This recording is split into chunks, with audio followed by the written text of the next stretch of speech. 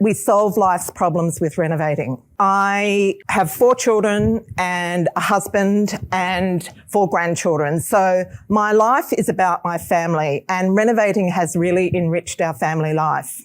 You're listening to the She Renovates podcast. You're listening to She Renovates, the podcast for women who want to renovate to create an income and a life they love.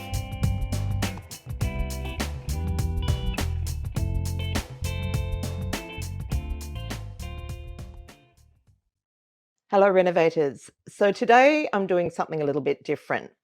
Earlier this year I was asked to present to the Business Blueprint community on a deal that I did last year, and basically I made $700,000 profit on a deal that took me 30 days to put together and secure a contract on with no finance. It was something that came up in the course of our renovating our retirement journey.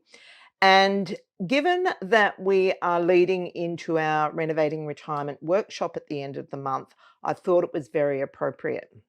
Now, if you are thinking about the fact that you may not be as well enough prepared for retirement as you would like to be, maybe you're like us, baby boomers, for whom, like certainly for me, I slipped through the cracks in the superannuation system, and basically renovating has been the thing that has saved me in that way. If you want to learn how that works in a really interactive way, then come along and join our workshop. You'll find a link to the workshop in the show notes, but also you can just pop over to our website, www.theschoolofrenovating.com, and you'll find it on the homepage. So hope I see you there. What I want to talk about today, it's really about renovating retirement. This is a deal that just popped up in that process. There's a slight correction to make on the amount. It's just over $700,000, but I'll go through the numbers with you shortly.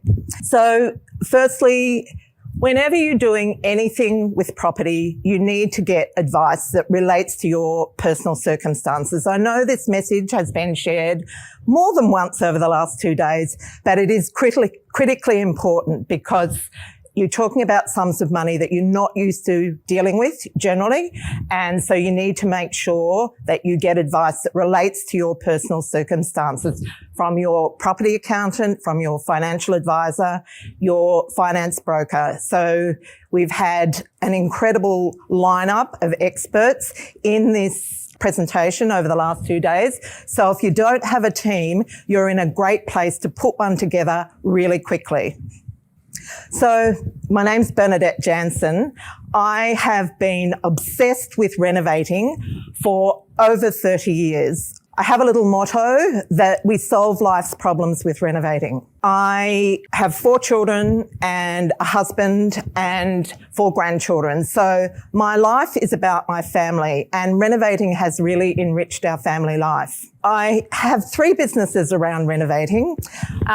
2 of them I started from scratch, the School of Renovating and She Renovates. And I did that with the support of Stephen, who has been a commercial project manager building hospitals until recently when he retired, and our son David, who is an architect and is also a member in Business Blueprint. And I basically live and breathe renovating.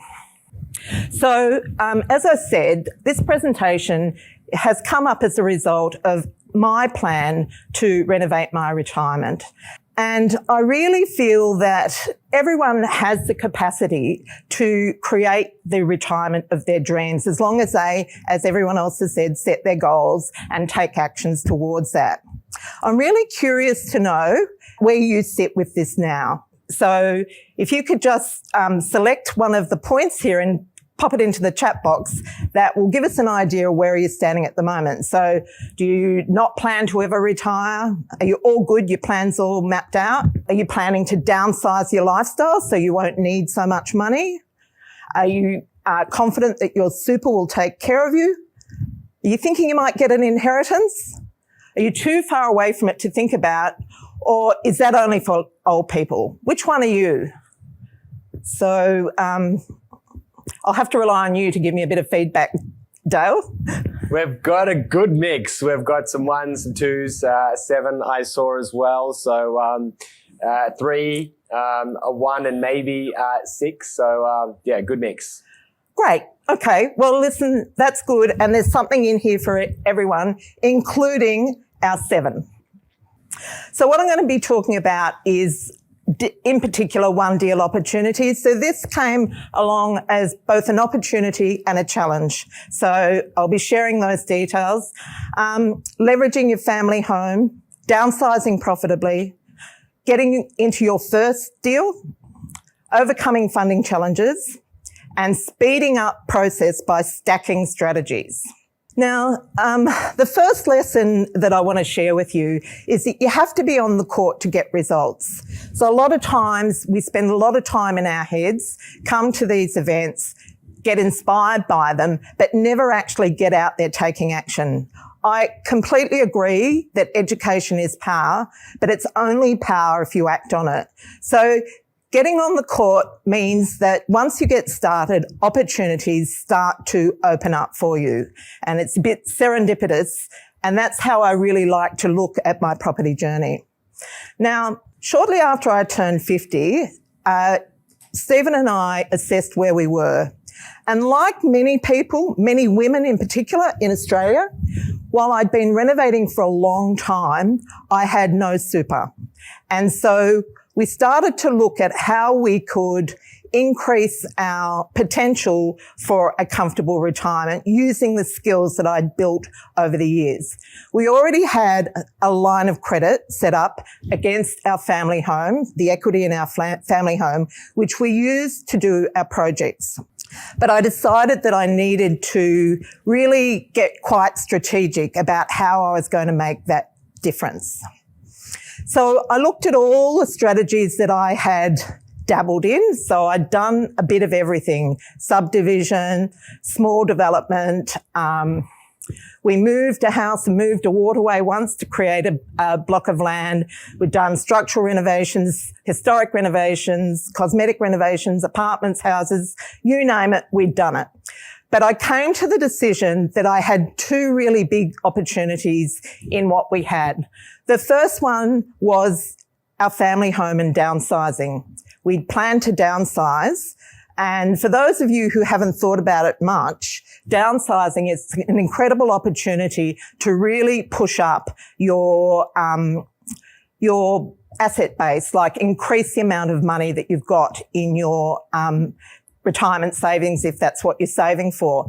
So that was the first thing. And I also wanted to create more income from property. And so I thought that development was the best way to do that because, as Amanda mentioned, it didn't require a lot of my time. And I was busy with our kids, with our grandchildren, and building a business. And I wanted to be able to know that that was happening in the background. So basically we had a line of credit on our home. I bought one property, which was a warehouse in Redfern, which would be our downsizer. And one of the principles I like to follow is buying it before you need it, because then you have the property growing in value while you're waiting to do what you want to do. So bought that property. It was 1.3 million and I bought it in Redfern. We really wanted to downsize to Paddington, but I thought Paddington's a bit, it's been, it's reached its potential. I really should be looking for an emerging suburb. And believe it or not, at that time, that was Redfern. And so we bought that property. We renovated it enough to increase its income so it wouldn't encroach on our cash flow. And we were able to spend $150,000 on that property. And then it returned us about 7% in long-term rent. The other thing about that property was I made sure that I got something that had a separate dwelling for income potential. So the ground floor of the warehouse is a separate dwelling, which, so we had income even when we were living in the home. And then, of course, the development side. Now, getting that not to eat up our money was more of a problem. So it was a 1,200 square metre block. We paid $825,000 for it because the zoning laws had just changed in the suburb in Western Sydney. And so, you know, prices had gone up a lot. Had a house and a granny flat on it, but it was only returning $20,000 a year in rent. So at that stage, I was falling in love with Airbnb. So I thought, okay, so I'll put it on Airbnb. But when I went to analyse the potential, there was not enough data. And so for those of you who are interested in checking whether your properties will increase in return if you put them on Airbnb, there's a site called Airdna. And what you do, you don't even need to have a paid account. You can just have a free account. You go to that site, you go to the rentalizer, which is, sorry, I'm pointing at the screen. I hope everyone knows. Yeah, so which is down the left-hand column. You punch in the address of the property and the number of bedrooms, number of bathrooms. And that will tell you, based on the data from properties around there, what the income should be. But at that time, there was not enough data. So I had to dig a bit deeper. So what I did was to post a test listing. So I put up a pretend listing to see whether there was demand, and there was. And so I was able to go with Airbnb, so that instead of earning $20,000 a year, I was earning $40,000 a year, and that helped to cover those holding costs. As a side note, it was a house and granny flat. We accommodated 12 people. And so we accommodated most of the Olympic sport teams because they'd come there to practice at the water sport venues at Penrith. We hosted equestrian teams, golf teams, motorsport teams. It was very interesting. Except that COVID hit, and that pretty much put an end to Airbnb in that property, and it started to look a bit like a wasteland. And also at that time, Stephen announced that he was going to retire. So I thought, okay, I better get going and get that development done. So who's the first person that you speak to if you want to do a development? I'm hoping after the 2 days you'd know exactly who that is. Can someone type it into the chat box? What's the professional you need to tell you what you can do development-wise? Anyone come up trumps yet? Some people are saying just broker. Some people are saying Colin. Yes, Colin. Oh, okay. Oh, sorry, I forgot about this bit. Also, during COVID, I noticed that my neighbour sold her house. Now, she also planned to develop. In fact, we talked about teaming up and doing it together so we could get more capacity. And I thought, gee, that's strange that she sold, but I didn't think any more of it. And so then I went to visit Colin and got what's called a preliminary planning report. And basically what he told me, or his team told me, was that during COVID, during the bushfires actually, the council, Parramatta Council, actually pushed a law through that changed the requirements for multi-dwelling developments. And so now, if you wanted to build townhouses, you needed 22-metre frontage. Now, most properties in that suburb have frontages of about 18 metres. So that put an end to developing it into townhouses, unless I bought another block. So I pride myself on being able to turn lemons into lemonade. So I went into overdrive, thinking about what my options were. And initially, these are the two that I came up with. I could buy 59 and develop it. So we own number 57. I could buy number 59 and develop the whole lot. Or I could team up with number 59 and sell them together. Now, it was well into COVID, and the building prices were going up, and it had been a while since I'd done a serious townhouse development. And I just decided I didn't really have the stomach for it. And so I thought the first option would be to sell the blocks, that we'd team up and we'd sell them together.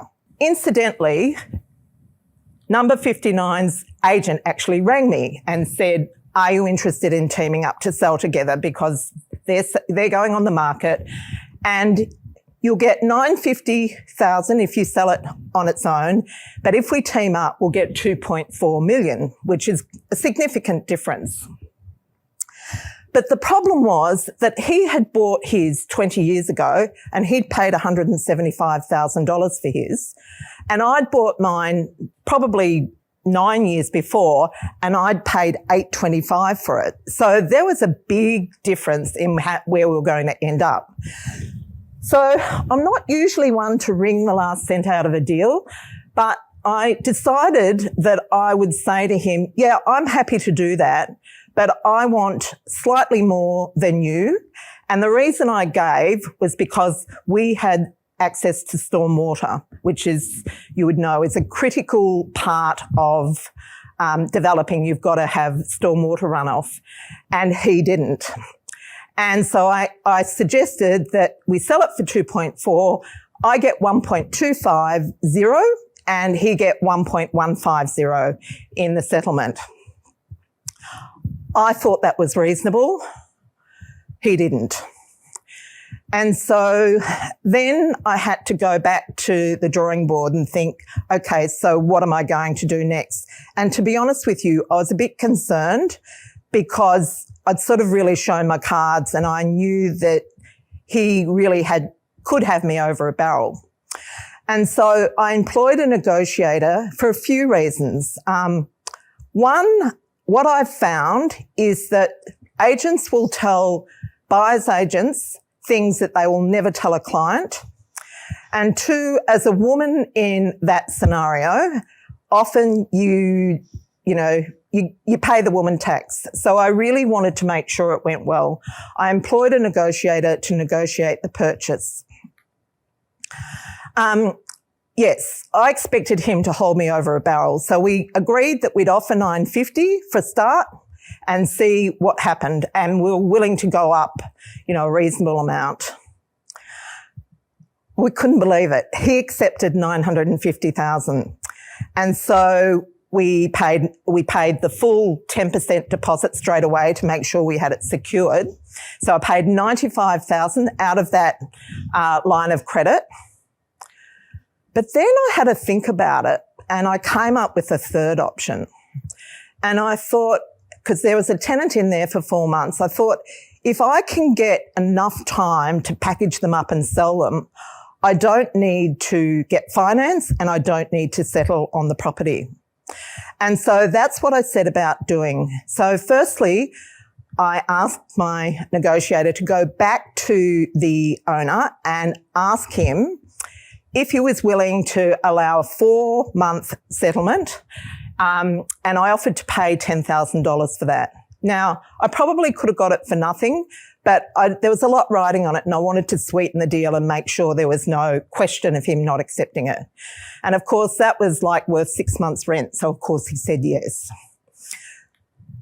So then I wanted to sell it quickly because I hadn't organised finance and I didn't intend to. So I then went to my negotiator and asked him to be a seller's advocate.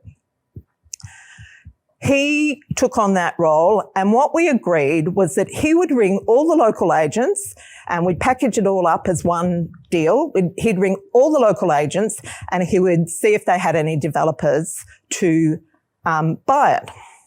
Now, I knew it was hot property because that is a development heavy area and nobody could do anything unless they had 2 blocks side by side. So I knew I had a valuable asset.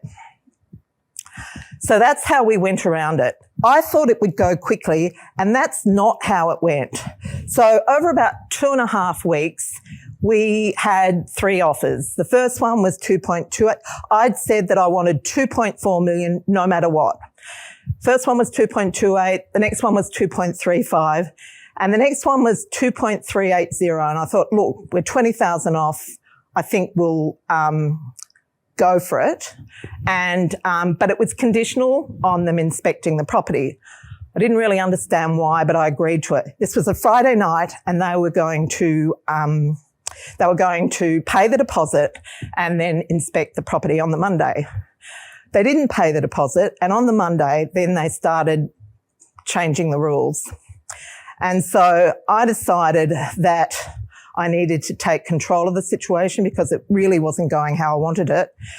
And so I had a conversation with my seller's agent, and he started to tell me I was being unreasonable. I asked him to pull we weren't going to go ahead with that.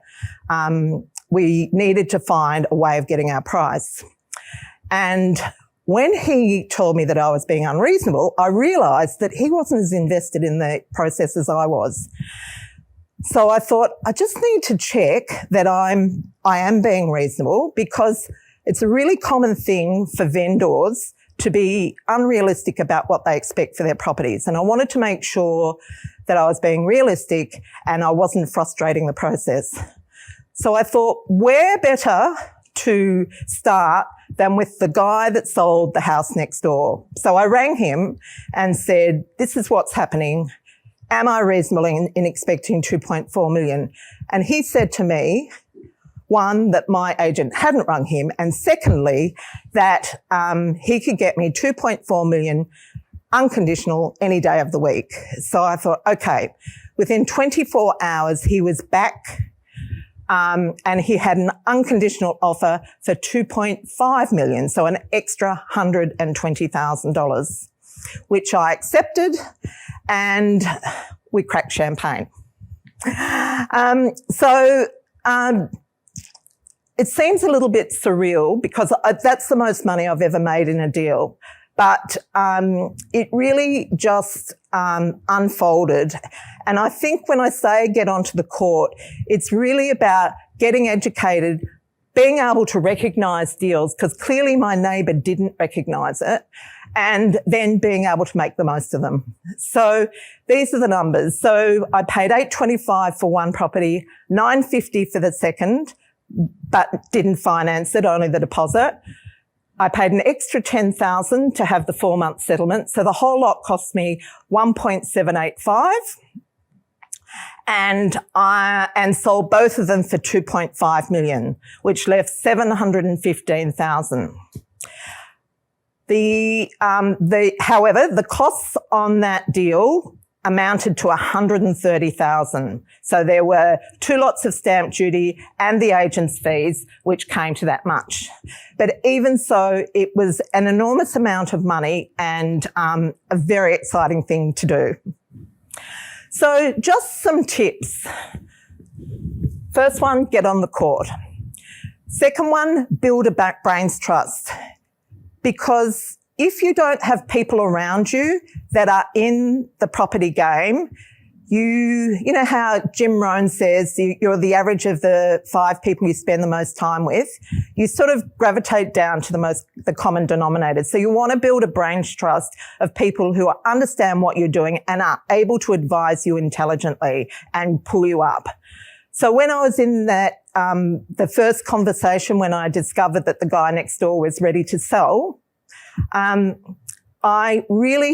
was really too busy for it. I was in a business blueprint wealth summit, watching the wealth summit, and I was trying to run my business through Slack at the same time, and I was just really distracted by it all. And I had a chat to Jo Vadillo, who's one of my property besties. Many of you would know her. And she said to me, I really think you should take notice of that deal because I think there's a lot in it. And she was absolutely right. So having a dedicated brains trust is essential. For deals requiring, land transactions, you must have a town planner to help you navigate the planning laws. You want to know the value of what you are selling, so being really clear about the value. And often for people selling deals, that's hard because they get emotionally attached to it. Don't abdicate responsibility to a professional. It's fine to let them do their job, but you really still need to keep your eye on the ball. I've seen this also with students using buyer's agents, ending up buying things that are really not that great because they have abdicated all the due diligence to the buyer's agents and not gone through the numbers themselves. And the last one is don't think that everyone thinks like you. Okay, so be open to possibilities. So when you're putting a low offer in and you're sure they're not going to accept, sometimes they do. So just really try things out. This is the She Renovates podcast. To discover how to harness the power of renovating, check out theschoolofrenovating.com.